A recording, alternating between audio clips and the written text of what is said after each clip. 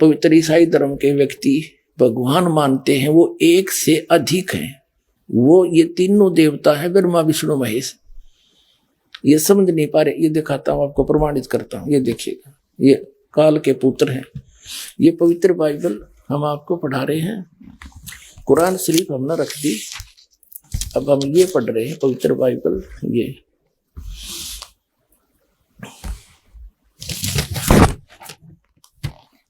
ये पवित्र बाइबल संपूर्ण जीवन अध्ययन बाइबल, प्रबंधक संपादक डेविड स्टुअर्ट, अंग्रेजी प्रधान संपादक Donald C Stamps, MA MD, संयुक्त समाज, ऐसे सारा तुम पढ़ लो अच्छी तरह, USA से छपा है।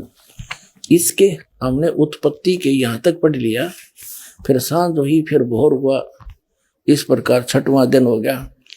फिर 7वें दिन परमेश्वर ने जो काम करता था उससे 7वें दिन विश्राम लिया क्या, और अपने किए हुए काम से उसने 7वें दिन विश्राम किया। यानी 7वें दिन आपने ये भी पढ़ लिया पवित्र कुरान शरीफ में, तख्त पर जा बैठा, ठीक है।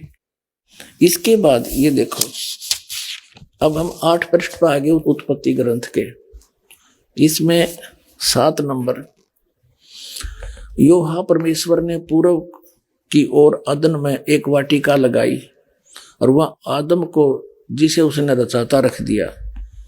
और योहा परमेश्वर ने भूमि के सब भांति के वृक्ष जो देखने में मनोहर और उनके फल खाने में अच्छे हैं उगाए, और वाटिका के बीच में जीवन के वृक्ष को और भले बुरे के ज्ञान के वृक्ष को लगाया, ठीक।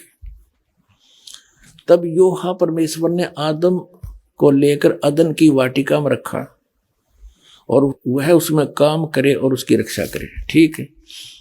योहा परमेश्वर ने आदम को आज्ञा दी कि तू वाटिका के सब वृक्षों का फल बिना खटके खा सकता है, भले बुरे के ज्ञान का जो वृक्ष है इसका फल तू कभी नहीं खाना, क्योंकि जिस दिन तू ये फल खाएगा उसी दिन अवश्य मर जाएगा। अब ये 8 पृष्ठ पढ़ रहे हैं हम, 18 नंबर। फिर योहा परमेश्वर ने आदम का अकेला रहना अच्छा नहीं है, मैं इसलिए इसका एक सहायक बनाऊंगा और उससे मेल खाए। तब योहा परमेश्वर ने आदम को भरी नींद में डाल दिया, अचेत कर दिया, उसकी हड्डी निकाल कर फिर उसकी हड्डियों को में से वो अगवा बना दी। योहा परमेश्वर ने पसली में से जो उसने आदम में से निकाली थी स्त्री बना दिया और उसी को आदम के पास ले गया। आदम ने कहा, ये मेरी हड्डियों में की हड्डी है और मेरे मांस का मांस है, इसलिए इसका नाम नारी होगा, क्योंकि यह नर में से निकल गई है। आदम और उसकी पत्नी दोनों नंगे थे पर लजाते नहीं थे, क्योंकि उनमें ज्ञान नहीं था। अब 9 पृष्ठ पर देखो, अब हम यहाँ आगे, मनुष्य का पतन।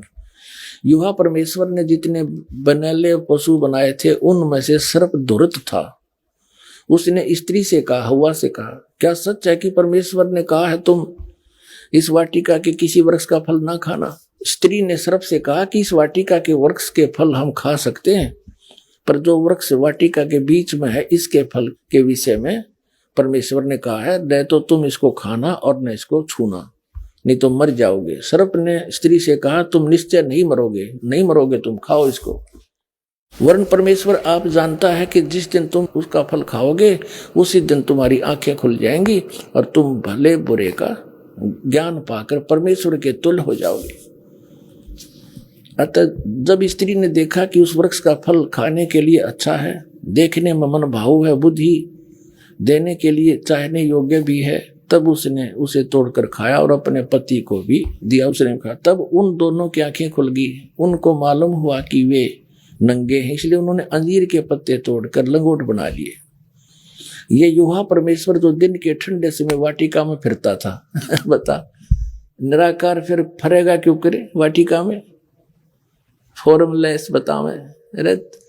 परमात्मा कहते मोती मुक्ता दर्शत नाही, यो जग है सब अंदरे, दिखत के तो नैन चश्मे इनका फेरा मोतिया बंदरे। देख, योहा परमेश्वर जो दिन के ठंडे समय वाटिका में फिरता था, का शब्द उनको सुनाई दिया, तब आदम और उसकी पत्नी वाटिका के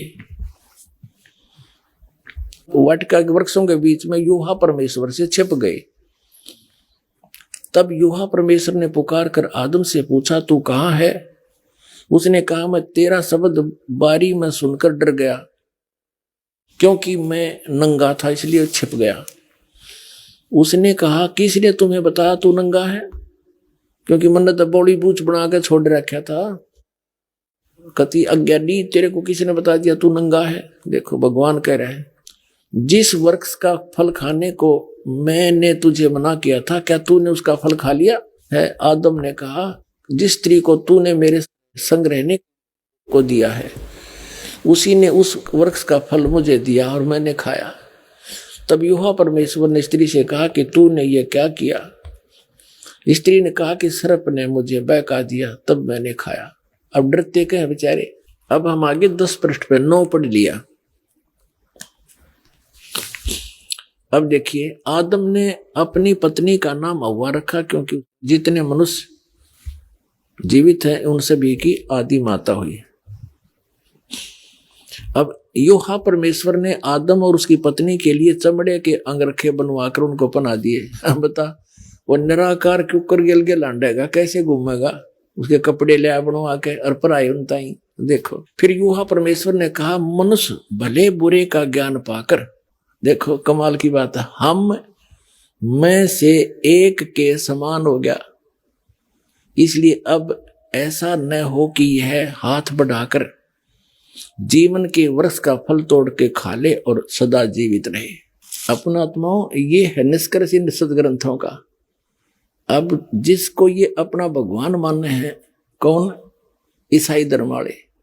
और जिसने आदम के साथ ये वार्ता करी, वो नो कह रहा है कि ये इन यो भले बुरे के ज्ञान वाला फल खा लिया, इसको खाकर ये हम में से एक के बराबर हो गया। इसका मतलब है ईसाई धर्म के भगवान भी एक से अधिक है। अंडरस्टूड? फिर देख लो, उत्पत्ति ग्रंथ है, इसके 10 नंबर पृष्ठ पर ये 3 का 22 है। फिर यूहा ने कहा, मनुष्य भले बुरे का ज्ञान पाकर हम में से एक के समान हो गया है। ठीक है, इसी से हो गया कि एक से अधिक हुए इनके भगवान, वही ब्रह्मा विष्णु महेश। वही बात दिखाता हूं। अब देखिएगा, ये उत्पत्ति ग्रंथ है, प्रश्न नंबर हम 23 पा गए, और इसकी 17वीं आयत का ये देखिए, खतने का बचाव। अब अब्राहम 99 वर्ष का हो गया। तब यूहा ने उसको दर्शन देकर कहा, मैं सर्वशक्तिवान ईश्वर हूं, मेरी उपस्थिति में चल और सिद्ध होता जा।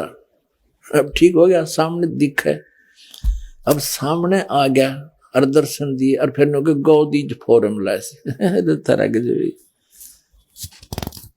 आगे दिखाता हूं आपको।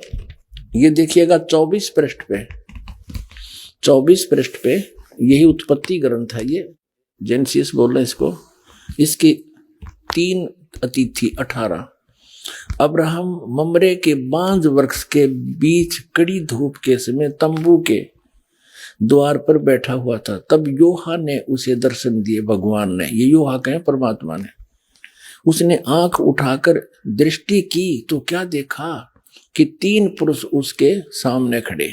ये तीनों ब्रह्मा विष्णु महेश अन्य रूप धार के वहां खड़े हो गया के। देखो, जब उसने उन्हें देखा तब उनसे भेंट करने के लिए तंबू के द्वार से दौड़ा और भूमि पर गिरकर दंडवत की और कहने लगा, हे प्रभु, यदि मुझ पर तेरी अनुग्रह की दृष्टि है तो मैं विनती करता हूं कि अपने दास के पास से चले न जाना।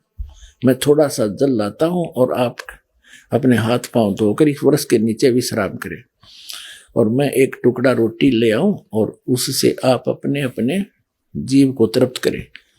तब उसके पश्चात आगे बढ़ें, क्योंकि आप अपने दास के पास इसलिए पधारे। उन्होंने कहा, तू जैसा कहता है वैसा ही कर। ठीक है, अब ये 3 हो गए और साकार हो गए। और फिर आगे कहता है, देखो प्रश्न नंबर 25 पर, ये वैसे काफी प्योर, हम सब अपना अपना हिसाब कर लेंगे। सांझ को वे 2 दूत सोदाम के पास आए। उनमें से एक तो टल गया और एक दो वो चले गए सोदाम के पास। और लूत सदोम के फाटक के पास बैठा था। उनको देखकर वो उनसे भेंट करने के लिए उठा और मुंह के बल झुक कर दंडोत कर रहा, हे मेरे प्रभु, अपने दास के घर में पधारिए और रात भर विश्राम कीजिए। बिना खमीर की रोटियां बनाकर उनको खिलाई। अपने आत्माओं, ये है सच्चाई।